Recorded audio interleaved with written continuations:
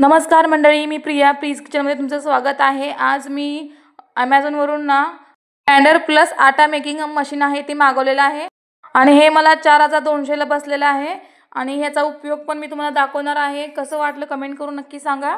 बघा याचा अनबॉक्सिंग चालू आहे माझं। इथं चिकट टेप खूप अशा हार्डली आहे, ते निघत पण नाहीत लवकर। कशा बशात मी चिकट टेप त्याच्या साईडला काढून घेतलेला आहे। बघा पॅकिंग किती छान केलेलं आहे त्यांनी ॲमेझॉनचं। 2 बॉक्स आहेत। बॉक्स ओपन केल्यानंतर आपला अजून एक पुट्टा आहे तो साईडला मी काढलेला आहे बघा। आणि त्यानंतर इथे आपला ग्राइंडर दिसतोय। ग्राइंडर म्हणजे काय असतं, एका टाईपचा तो पाट्यावर वाट्यासारखंच आहे, फक्त लाईटवरचं मशीन आहे। हे त्याचं झाकण आहे बघा। आणि तुम्ही सुरुवातीला अनबॉक्सिंग करताना नेहमी व्हिडिओ काढत जा, फोटो काढत जा, कारण जर एखादा पार्ट जर डॅमेज असेल तर तुम्हाला रिप्लेसमेंट लगेच करून भेटेल। मला मी रिप्लेसमेंट करून घेतलेला आहे। मला पहिल्यांदा जो आलता ग्राइंडर तो खराब लागला होता, पण दुसऱ्यांदा मला रिप्लेस करून त्यांनी दिलेला आहे खूप छान पद्धतीने। बघा किती छान त्यांनी बॉक्सिंग केलेलं आहे। आणि आता ही कागद काढल्यानंतर आपल्याकडे एका साईडला मोटर आहे आणि एका साईडला मोठं भांडं आहे। आणि हा ग्राइंडर माझा खूप मोठा आहे, मला वाटतं 2 लिटरपेक्षा जास्त मोठा आहे माझा। कॅपॅसिटी कमीत कमी 3 ते 4 लिटर असं आहे त्यांनी सांगितलं होतं। बघा इथं कोकोनट स्क्रॅपर आहे, म्हणजे कोकोनट आपल्या हिरवं जे नारळ आहे त्याचे काय म्हणतात त्याला, किस असतो ना पांढरा, ते काढण्यासाठी वापरायचं आहे। ते पण लाईटवर मस्त निघतं। आणि खाली रोलर आहे बघा इथे, बघा किती छान। आणि इथे आपल्या ओपन केलेलं आहे ती मोटर आहे, ती पण पूर्ण झाकलेली आहे। आणि हे आहे पीठ मळण्यासाठी, आपल्याला जर कणिक मळायची असेल ना त्याचा वापर करण्यासाठी ते दिलेलं आहे बघा। अशा पद्धतीने मी त्याचं अनबॉक्सिंग केलेलं आहे आणि ठेवलेलं पण आहे। इथं प्रेसचं बटन दिलेलं आहे आणि आतमध्ये असं रोलर आहे, मी सेट केलेलं आहे बघा इथे। आणि सुरुवात करते मी आता, बघते मी कसं फिरते वगैरे। हे चेकिंग तुम्ही पहिल्यांदा करायचं, जेणेकरून आपल्याला जर वाटलं की काय तर डॅमेज आहे तर आपण लगेच रिप्लेसमेंट केली तर ॲमेझॉनवरून प्रोडक्ट रिप्लेस करून देतात आपल्याला। बघा किती छान रोलर फिरतोय, हे तर चांगलं आहे आता। आणि हे बघा ह्या टाईपमध्ये असं फिरवायचं आहे, वरती नॉब आहे तो फिरवून ओपन करायचा आहे। नॉब फिरवला की आपल्याला हे अलगद असं उचलवायचं आहे, कारण खूप जड आहे। मला वाटतं साधारण 2 ते 3 किलोपेक्षा जास्त जड आहे हे। एका हात व्यवस्थित उचलायचं, जेणेकरून आपलं ते खराब पण भांडं होणार नाही हळूवारपणे।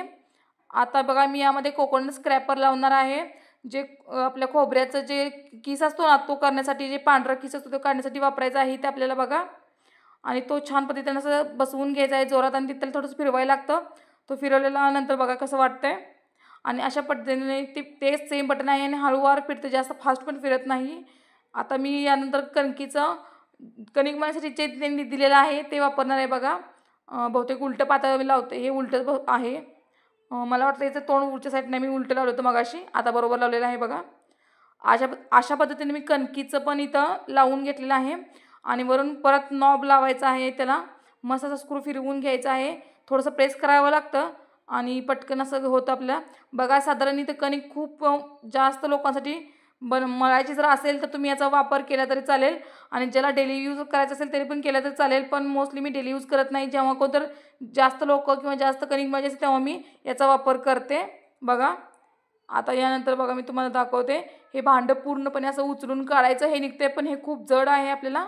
आणि हे आता यामध्ये 10 चपातीची कणिक मळून बघा कशी तयार झालेली आहे।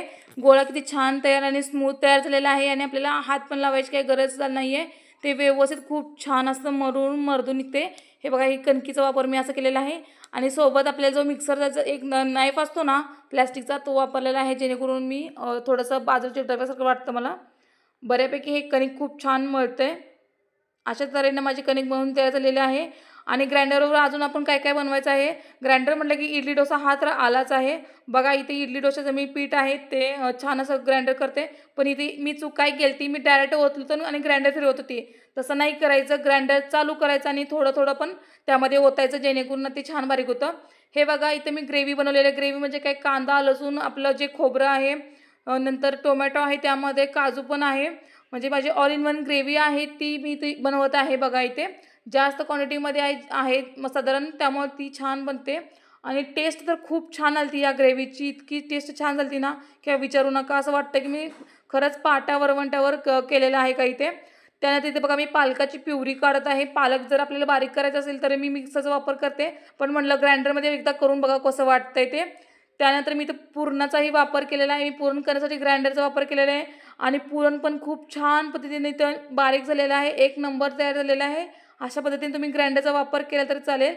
आणि तुम्हाला हा व्हिडिओ कसा वाटला कमेंट करून नक्की सांगा आणि ग्राइंडरवर तुम्हाला काय ग्राइंड करायचं ते पण कमेंट करून नक्की सांगा। आपण यामध्ये मिरचीचा ठेचा म्हणजे आपला खरडा सुद्धा छानपैकी ग्राइंड करू शकतो इथे।